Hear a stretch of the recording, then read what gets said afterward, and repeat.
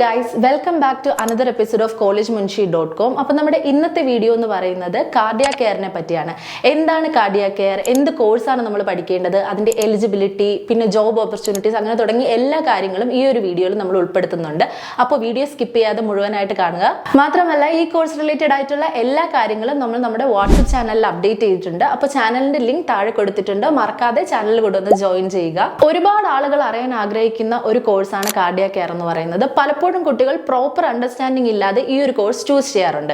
പക്ഷെ എന്താണ് cardiac care, എന്ത് ജോബ് റോളാണ് ഇവർ ചെയ്യുന്നത്, എന്തൊക്കെ ഓപ്പർച്യൂണിറ്റീസ് ആണ് ഈ കോഴ്സ് പഠിച്ചാൽ കിട്ടുന്നത്, ഇതെല്ലാം ഈ ഒരു വീഡിയോയിലൂടെ നിങ്ങൾക്ക് മനസ്സിലാക്കാൻ സാധിക്കും. അപ്പോൾ ശരിക്കും എന്താണ് cardiac care? Heart related problems diagnose ചെയ്യാനും അതിന് ട്രീറ്റ്മെന്റ് കൊടുക്കാനും ഡോക്ടേഴ്സിനെ ഹെൽപ്പ് ചെയ്യുക എന്നുള്ള ഒരു റോളാണ് ഒരു കാർഡിയാക് കെയർ സ്പെഷ്യലിസ്റ്റ് ചെയ്യുന്നത്. ഒരു സർജറി റിക്വയർമെന്റ് സെറ്റ് ചെയ്യുക, പേസ് മേക്കർ സെറ്റ് ചെയ്യുക, പേഷ്യൻസിന് മെഡിക്കൽ സപ്പോർട്ട് കൊടുക്കുക തുടങ്ങിയവയും ഇവരുടെ ജോബ് റോളിൽ ഉൾപ്പെടുന്നവയാണ്.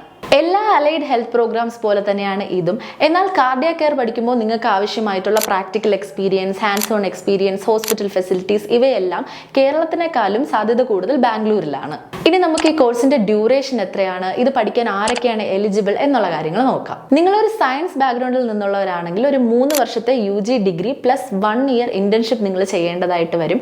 മാത്രമല്ല എലിജിബിലിറ്റി എന്ന് പറയുന്നത് ഫിസിക്സ്, കെമിസ്ട്രി, ബയോളജി എന്നീ സബ്ജക്റ്റുകളിൽ 50% കുറയാത്ത മാർക്ക് നിങ്ങൾക്കുണ്ടായിരിക്കണം. ഇനി നിങ്ങൾ കൊമേഴ്സ് ബാക്ക്ഗ്രൗണ്ടിൽ നിന്നുള്ളവരാണെങ്കിൽ നിങ്ങൾക്കും ലാറ്ററൽ എൻട്രിയിലൂടെ BSc കാർഡിയാക് കെയർ ടെക്നോളജി പഠിക്കാം. അതിനായി നിങ്ങൾ ആദ്യം BSc diploma in cardiac care ടെക്നോളജിയുടെ 2 വർഷത്തെ കോഴ്സ് പഠിക്കണം. ഈ ഒരു 2 വർഷത്തെ കോഴ്സിന് ശേഷം നിങ്ങൾക്ക് BSc കാർഡിയാക് കെയർ ടെക്നോളജിയുടെ 3 വർഷത്തെ ഡിഗ്രി കോഴ്സിൽ അപ്ലൈ ചെയ്യാവുന്നതാണ്. എന്നാൽ സയൻസ് സ്റ്റുഡൻസ് നിങ്ങൾ എപ്പോഴും ഡയറക്റ്റായി ഡിഗ്രി തന്നെ ചൂസ് ചെയ്യാൻ ശ്രദ്ധിക്കുക. ഇനി നിങ്ങൾ കാർഡിയാക് കെയർ ടെക്നോളജി പഠിക്കുമ്പോൾ ഇതിൽ എന്തൊക്കെയാണ് നിങ്ങൾ പഠിക്കുന്നത്, എന്തൊക്കെ സിലബസ് ആണ് ഇതിൽ ഉൾപ്പെടുത്തിയിട്ടുള്ളത് എന്നെല്ലാം നമുക്ക് നോക്കാം. ഹ്യൂമൻ അനാട്ടമി, ഫിസിയോളജി, ബയോകെമിസ്ട്രി തുടങ്ങിയ ജനറൽ സബ്ജക്ട്സിനോടൊപ്പം clinical, applied, advanced cardiac care ടെക്നോളജിയും നിങ്ങൾ പഠിക്കേണ്ടതായിട്ട് വരും. പിന്നെ ക്ലിനിക്കൽ എക്സ്പീരിയൻസ് മാൻഡേറ്ററി ആണ്.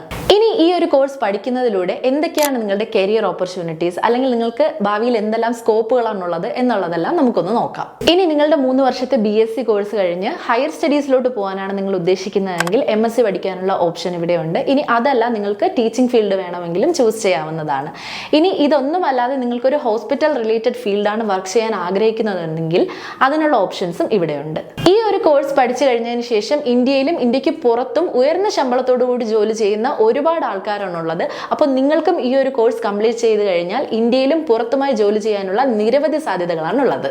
പല കോളേജസും ഈ ഒരു കോഴ്സ് പ്രൊവൈഡ് ചെയ്യുന്നുണ്ടെങ്കിലും ഇതിന് വേണ്ട ഫെസിലിറ്റീസ് എല്ലാം പ്രൊവൈഡ് ചെയ്യുന്നുണ്ടാവില്ല. അപ്പോൾ നിങ്ങൾ ഈ ഒരു കോഴ്സ് ചൂസ് ചെയ്യാൻ ഉദ്ദേശിക്കുന്നുണ്ടെങ്കിൽ ഇനി പറയുന്ന കാര്യങ്ങൾ ആ ഒരു കോളേജിൽ ഉണ്ടോ എന്ന് നിങ്ങൾ ശ്രദ്ധിക്കണം. നിങ്ങൾ ചൂസ് ചെയ്യാൻ ഉദ്ദേശിക്കുന്ന കോളേജ് ഹോസ്പിറ്റൽ അറ്റാച്ച്ഡ് ആണോ?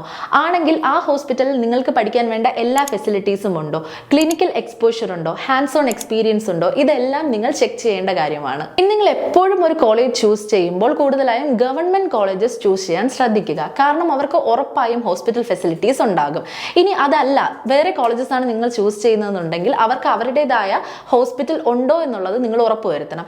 ഇനി അതില്ല എന്നുണ്ടെങ്കിൽ വേറെ ഏതെങ്കിലും ഹോസ്പിറ്റലുകളുമായി അവർക്ക് ടൈപ്പ് ഉണ്ടോ എന്നുള്ളതും നിങ്ങൾ ഉറപ്പുവരുത്തേണ്ടതാണ്. ഇനി ഇതെല്ലാം നിങ്ങൾക്ക് ഡീറ്റെയിൽ ആയി അറിയണമെന്നുണ്ടെങ്കിൽ ഒന്നുകിൽ നിങ്ങൾ ആ കോളേജിൽ പോയിട്ട് ഡീറ്റെയിൽ ആയി അന്വേഷിക്കേണ്ടി വരും, അല്ലെങ്കിൽ അവിടെ പഠിച്ചിരുന്ന ആരെങ്കിലുമായി ബന്ധപ്പെട്ട് നിങ്ങൾ കാര്യങ്ങൾ തിരക്കേണ്ടി വരും. പക്ഷെ അതെല്ലാം എപ്പോഴും പോസിബിൾ അല്ല. അവിടെയാണ് ഞങ്ങൾ നിങ്ങളെ ഹെൽപ്പ് ചെയ്യുന്നത്. ബാംഗ്ലൂരിലുള്ള ഏറ്റവും മികച്ച കോളേജുകളിൽ നിന്നും നിങ്ങൾക്ക് വേണ്ട എല്ലാ ഫെസിലിറ്റീസും പ്രൊവൈഡ് ചെയ്യുന്ന കോളേജസ് ഞങ്ങൾ ഷോർട്ട് ലിസ്റ്റഡ് ആക്കിയിട്ടുണ്ട്. അതിൽ നിന്നും ഏറ്റവും മികച്ച കോളേജസ് ആയിരിക്കും ഞങ്ങൾ നിങ്ങൾക്ക് തരുന്നത്. അപ്പോൾ ഈ പറഞ്ഞ എല്ലാ ഫെസിലിറ്റീസും പ്രൊവൈഡ് ചെയ്തുകൊണ്ട് നിങ്ങൾക്ക് ഈ കോഴ്സ് പഠിക്കാൻ പറ്റിയ ബാംഗ്ലൂരിലെ കുറച്ച് ബെസ്റ്റ് ആയിട്ടുള്ള പ്രീമിയം കോളേജസ് ആണ് രാമയ്യ, എസ്.വ്യാസ, ശ്രീനിവാസ, എനപ്പോയ തുടങ്ങിയവ. ഇനി ഈ കോളേജുകളെ പറ്റിയുള്ള എല്ലാ ഡീറ്റെയിൽസും, അതായത് അഡ്വാൻറ്റേജസ്, അവിടെ നിങ്ങൾക്ക് പ്രൊവൈഡ് ചെയ്യുന്ന ഫെസിലിറ്റീസ് എല്ലാം ഉൾപ്പെടുത്തിക്കൊണ്ട് നമ്മൾ വേറൊരു വീഡിയോ ചെയ്യുന്നുണ്ട് ഡീറ്റെയിൽഡ് ആയിട്ട് തന്നെ. അപ്പോൾ ഇനി നിങ്ങൾക്ക് എന്തെങ്കിലും ഡൗട്ട് ഉണ്ടെന്നുണ്ടെങ്കിൽ താഴെ കാണുന്ന നമ്പറിൽ നിങ്ങൾക്ക് കോൺടാക്ട് ചെയ്യാവുന്നതാണ്. മറക്കാതെ ഞങ്ങളുടെ വാട്സപ്പ് ചാനലിൽ ജോയിൻ ചെയ്യുക.